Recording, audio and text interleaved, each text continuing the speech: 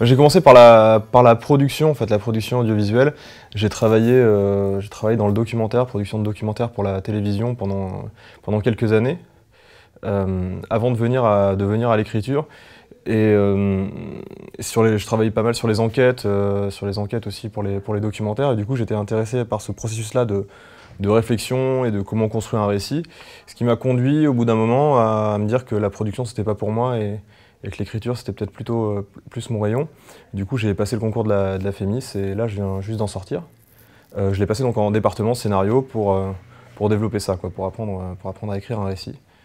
Et voilà, le film, je l'ai réalisé parallèlement aux études pendant ma troisième année, voilà, en dehors de l'école.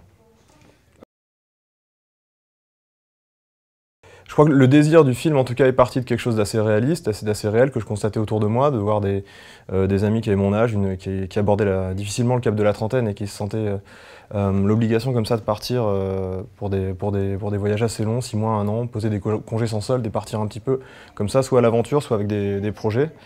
Donc je sais que l'origine, elle est venue, en tout cas, de ce rapport-là au réel.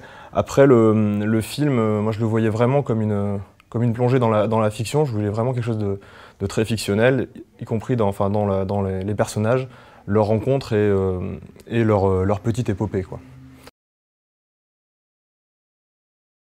C'est tourné en Auvergne, en Haute-Loire plus précisément. Euh, à la base, c'est un road movie, donc au début j'avais vraiment le désir que le film épouse plusieurs décors différents pour qu'on sente vraiment le trajet.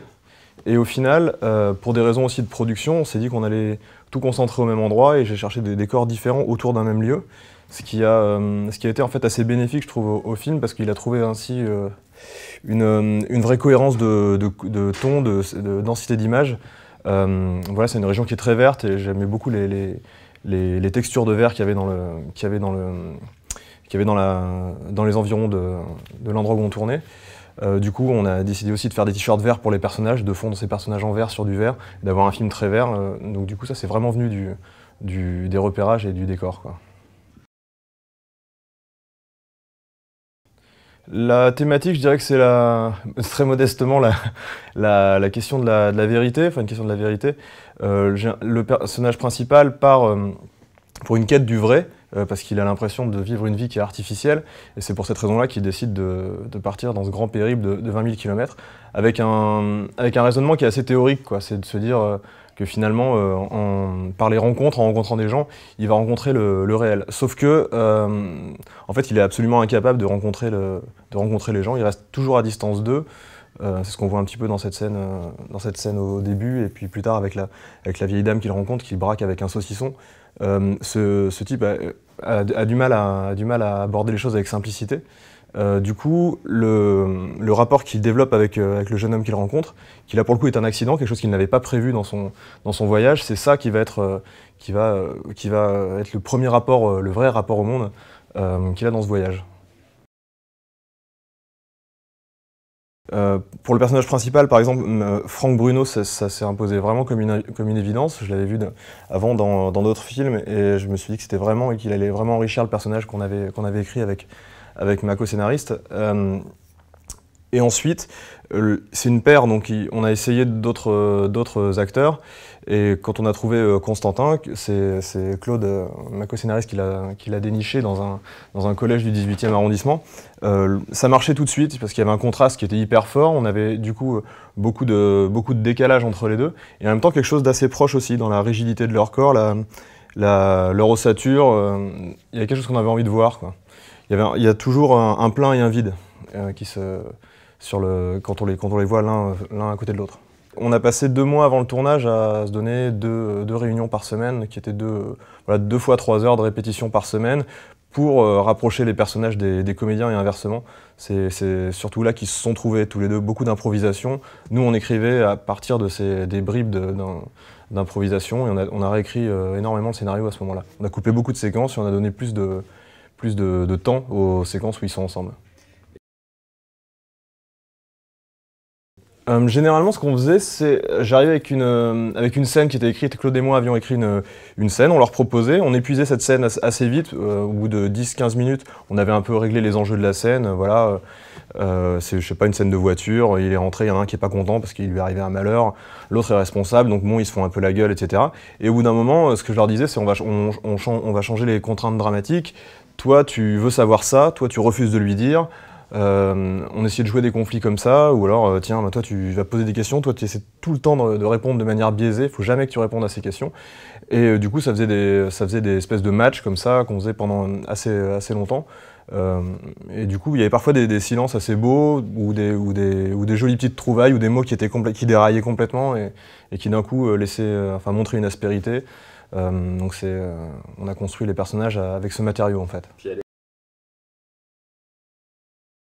Ah, moi je pense que tout simplement il s'était endormi au volant et que c'est l'accident qui l'a réveillé. Du coup il se rend bien compte que cette espèce d'individu hirsute va pas être super chaleureux sur le contact. Donc moi j'ai vraiment l'impression que Manu a besoin d'un accident pour se dérouter sur un programme qui est trop bien huilé. La première scène, c'est un petit peu ça qu'on voulait essayer de montrer, c'est-à-dire qu'il liste des pays comme ça, un peu la bouche pleine. Il a son programme, il n'y a rien qui le sortira de ce programme-là, et au final, je pense que parti comme il est, il peut faire 20 000 km sans vraiment rencontrer quelqu'un, quoi.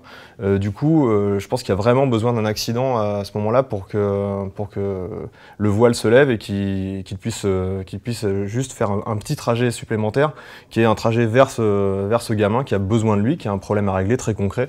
Et du coup, oui, non, pour moi, l'accident était obligatoire. Il parle effectivement du mythe de la caverne. En fait, voilà, ce personnage, Manu a vraiment bien pensé son voyage. Il est conscient qu'il y a une sorte de jeu auquel il n'a plus envie de prendre part dans sa vie de tous les jours. Il voit un artifice partout et il pense qu'il est dans la caverne, quoi, comme les esclaves dans le mythe de la caverne. Et du coup, ce voyage à vélo, pour lui, c'est une façon de sortir de la caverne. Ce qui est en fait un leurre, puisqu'il continue à calquer sa vision du monde sur tout ce qu'il voit, quoi. Il continue à fantasmer son voyage, mais pas vraiment à le vivre. Il lui faut la présence de Victor, de l'adolescent, pour sortir effectivement de la caverne et s'apercevoir voilà, de la vérité du monde qui l'entoure. Après, moi, ce que je trouvais intéressant, c'était que plutôt que de faire ressentir ça de manière symbolique, de l'assumer très frontalement en disant voilà, quoi, il y a le mythe de la caverne, les ombres et les esclaves, et nous on est là. Ça pouvait être un bon sujet de comédie, d'aborder voilà, ce truc qu'on a un petit peu tous. Ce bagage culturel qu'on a un peu tous commun après nos douloureuses terminales et nos heures de philo, et de voir que, voilà, que ça pouvait être un sujet banal de conversation entre deux personnes. Effectivement, ils se comprennent pas très bien quand ils en parlent, mais bon, voilà, ça m'intéressait, ça m'amusait beaucoup qu'ils parlent de ça. Depuis le début, moi, j'envisageais le film comme une comédie, mais sans savoir vraiment qu'est-ce qui allait être le ressort comique ou le dispositif comique du film. Je crois que c'est très difficile à définir. À la base, enfin, ça pourrait reposer exclusivement sur les situations, avec quelque chose qui est un récit un peu picaresque. Ça pourrait reposer exclusivement sur les rencontres, ça pourrait reposer que sur les dialogues. Je me suis laissé guider pas mal par les comédiens à ce moment-là, le désir qu'on avait de les voir faire ceci ou cela. Donc, on n'a jamais perdu de vue qu'on avait envie de cultiver le contraste qu'il y avait entre les deux personnages, et je pense que la comédie, elle naît du contraste. Maintenant, c'est vrai, comment écrire une comédie, ça je sais pas. Il y avait un désir depuis le début, peut-être plus sur le sujet du film, d'avoir quelque chose de l'apprentissage, quoi, quelque chose d'un parcours initiatique. Et en fait, dans l'échange entre les deux personnages, moi c'est ça qui me faisait rire, c'est que la transmission, elle se fait jamais comme on le pense, quoi. On a envie de transmettre un savoir, par exemple le mythe de la caverne, et on échoue lamentablement à l'expliquer. Mais il y a quand même quelque chose qui passe à travers ça, quoi, ce qui fait que les personnages sont chargés de l'un et de l'autre.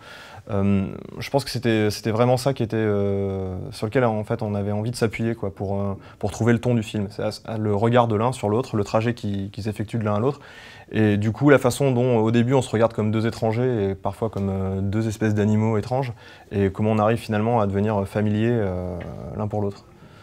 Voilà, donc c'est pour ça que le film est parfois aussi un peu étrange, un peu bizarre. Ça vient de là, quoi.